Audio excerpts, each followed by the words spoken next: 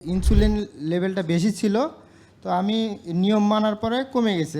আমি মোহাম্মদ আলী ফেরদৌস ফাহাদ, আমি দিনাজপুর থেকে আসছি। দিনাজপুর থেকে? জি, মাশাআল্লাহ, অনেক দূর থেকে আসছে। তো আমি আল্লাহর রহমতে অনেক ভালো সুস্থ, কিন্তু আমার মেন্টালি মানসিক একটু ডিপ্রেশন কাজ করে আর কি। স্বাভাবিক, সবাই আমার করে। ইনসুলিন লেভেলটা বেশি ছিল, তো আমি নিয়ম মানার পরে কমে গেছে, 9 হয়েছিল। তো রোজাতে একটু অনিয়ম হয়েছে আমার, হওয়ার পরে এখন 10 আছে আর কি। তো আমি জানতে চাচ্ছিলাম যে আপনাদের ডক্টররা আমাকে বাকুইটের আটা সাজেস্ট করছে, আমি একটু একবেলা খেতে পারবো এটা আর কি? অবশ্যই তুমি খেতে পারবা, তুমি পারবা, তবে তুমি সেটা বার্ন করে ফেলবা। যেটুকু খাচ্ছ তুমি বার্ন করে ফেলবা, তাইলেই হয়ে যাবে। বুঝছো? এটা ছাড়া মানসিক শান্তির জন্য আমি মানসিক শান্তির জন্য তুমি আল্লাহকে তাওয়াক্কুল করবা। আর একটু ডিপ্রেশন আর একটা ভয় কাজ করে আমার মধ্যে। শ্বাসের 10টা ব্যায়াম, 8টা ব্যায়াম করবা। জি। কয়টা ব্যায়াম? শ্বাসের। তারপরে ওজন নিয়ে ব্যায়াম করতে হবে, নাহলে তোমার সাহস বাড়বে না। জি। বুকের ছাতি ফুলাইতে হবে, তোমার ছাতি নাই। আর তোমার স্যার, ছাতি আমার কই? ওয়েট অনেক কমে গেছে, তো এই কারণে একটু ভয় কাজ করে। বুকের ছাতি লাগবে। জি। তোমার ছাতি নাই, তো বুকে ছাতি না থাকলে সাহস নাই। ওর বুক নাই, সাহস নাই। আমার কথা বলছে না? ও যে বুক ফুলায় হাঁটবে, ফুলাও তো দেখি। নাই তো, ফুলাবা কেমনে? পেট ফুলছে, বুক তো ফুলে নাই। এই দেখো আমি ফুলাইতেছি। সাহস লাগবে, সাহস লাগবে। তো সাহস কি? বুকের ছাতি বাড়াইতে হবে। তাহলে কি করবে? চেস্টের ব্যায়াম করতে হবে। মাসেল নাই, সাহস থাকবে কিভাবে? পুরুষ মাসেল নাই, তা পুরুষত্ব থাকবে কি করে? প্রোটিন 80-90 গ্রাম প্রোটিন খেতে হবে। জিম করতে হবে সপ্তাহে 4-5 দিন, 8 ঘন্টা ঘুমাইতে হবে। আর তুমি এই পৃথিবীর তো কেউ না, তুমি কি নিয়ে ভয় পাও? তুমি কি এই পৃথিবীর? তুমি তো জান্নাতের লোক। তুমি আসছো জান্নাত থেকে, যাওয়া জান্নাতে। তো পৃথিবীর কোন বিষয় তোমাকে হতাশ করে? কেন করে? বুঝো না এই কথা? জি স্যার। আর আল্লাহকে ছাড়া কাউকে ভয় করবা না। কারণ আমাকে অনেকে বলে, ভাই আপনি এইসব কঠিন কঠিন কথা বলেন, তো আপনার ভয় লাগে না? তাই আমি বললাম যে আল্লাহ না চাইলে তোরা আমার পশমের গোড়াও ছিঁড়তে পারবি না, আর আল্লাহ চাইলে তোরা সবাই মিলে আমার রক্ষাও করতে পারবি না। আমি শুধুমাত্র আল্লাহকেই ভয় পাই, এবং আমি সত্য যদি বলি, আই ডোন্ট কেয়ার এনিবডি। তোদের মানুষের ভয় পাওয়া, এটা তো তোরা পাইতে পারোস, আমি তো মানুষ ভয় পেয়ে চলি না। তা তুমি কিসের ভয় পাও? মানুষের? না, মানুষের ভয় না। তাহলে কার ভয় পাও?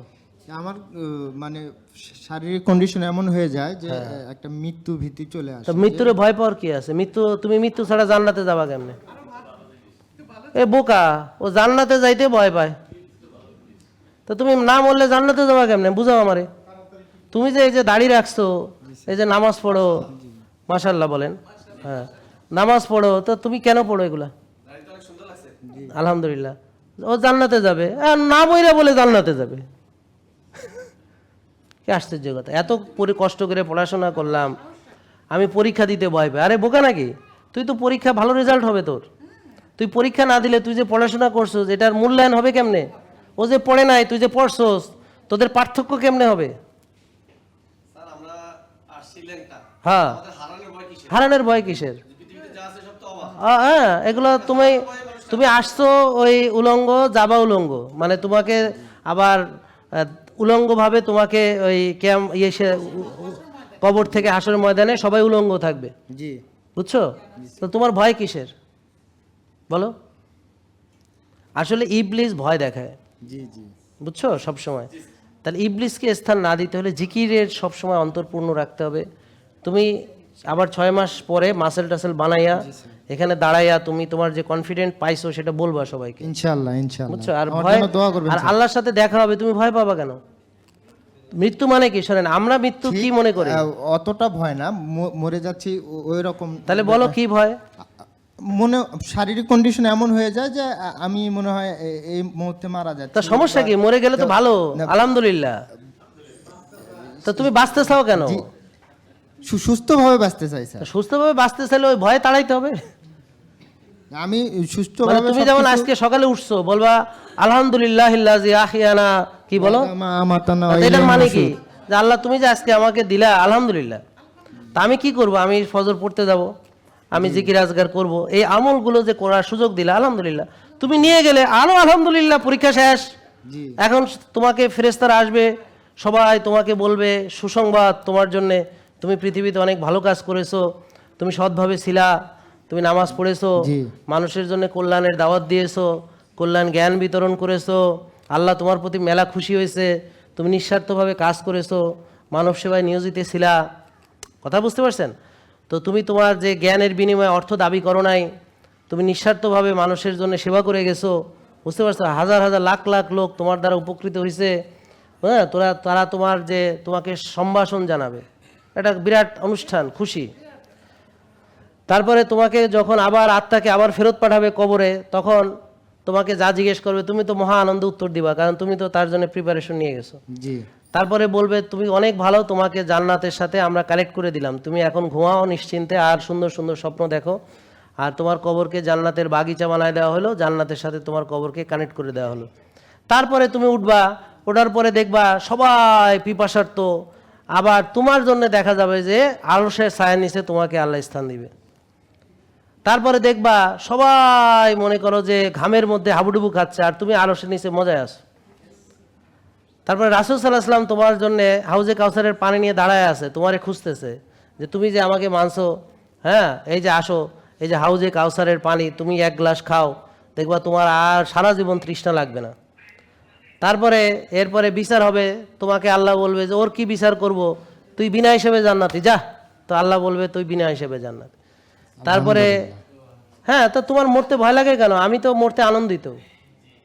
তারপরে তুমি ওখানে ওই ফুলসেরাতে আসবে, তুমি চোখের পলকে বিদ্যুতের বেগে বা তার চেয়েও বেশি বেগে ফুলসেরাত থেকে ডাইরেক্ট জান্নাতে।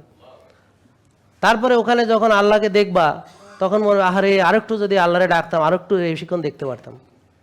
তো তোমার অন্তর পূর্ণ হয়ে যাবে। এই পৃথিবীতে থাকিয়া এইসব সারা দিন এইসব মানুষের কথাবার্তা শোনা, হ্যাঁ এইসব না চাইলেও গুনাহ হয়ে যাওয়া, এসছে তো ভালো যে আর একটা বিষয় স্যার, আমি ওই ডিপ্রেশনে একটা ওষুধ খাই, এটা এটা আস্তে আস্তে বহু ছেড়ে দিবা, চেষ্টা করি বাদ দেওয়ার। আস্তে আস্তে ছেড়ে দিও। জি, মানে বাদ দিলে আমি ভালো থাকি 2-3 দিন, মানে এত ভালো তাহলে লাগে। 2-3 দিন পরে খাবা, আবার 2-3 দিন পরে খাবা, এইভাবে ধীরে ধীরে আস্তে আস্তে বাদ দিতে পারো। আগে তুমি এইটা বুঝো যে, জি আমার কথা বুঝছেন? তাহলে এখন মরতে তুমি ভয় পাও? না, মরতে তো ভয় নাই, মরতে তো তাহলে আর হবে, কি? তাহলে তো মানুষ হলো। তো তাহলে তুমি মরবেই। বেঁচে থাকতে চাও কেন? আবার বাঁচলেও ভয় পাও নাকি? বাঁচলে সুস্থভাবে বাঁচতে চাই। হ্যাঁ, গুড। তাহলে তুমি বাঁচলেও ভয় নাই, মরলেও ভয় নাই। বাঁচলে তুমি আর একটু ইবাদত বন্দেগী করার অপরচুনিটি থাকলো, কাজে লাগাবা, আরো 10টা লোককে ভালো বানানোর জন্য কাজ করবা, জি আরো 10টা কল্যাণ কাজ করবা, আরো কিছু দান সদকা করবা, আলহামদুলিল্লাহ। বুঝো নাই? জি স্যার। আর মরে গেলে আরো আলহামদুলিল্লাহ, পরীক্ষা শেষ। আর নাইলে তো পরীক্ষা দিতে দিতে যদি আমি আবার বিপদগামী হয়ে যাইতাম, তাহলে বিপদ। যদি শয়তানের ধোকায় পড়ে যাইতাম, তো আমি যেন ইমান থাকতে আল্লাহ উঠায় না, এটাই তো আরো মঙ্গল, আলহামদুলিল্লাহ। ভালো। তো এখানে বাঁচলেও ভয় নাই, মরলেও ভয় নাই, তা তোমার ভয় কিসে? তো বলো ভয় যে নাই, বলে দাও সবাইকে। ভয় নাই ইনশাল্লাহ। এই তো, তাই তো হয়ে গেছে, শেষ বয়সে যাও, আনন্দ ফুর্তি করো, মজায় থাকো। হ্যাঁ, জেকে লাইফস্টাইল, ওষুধ মুক্ত সুস্থ জীবন।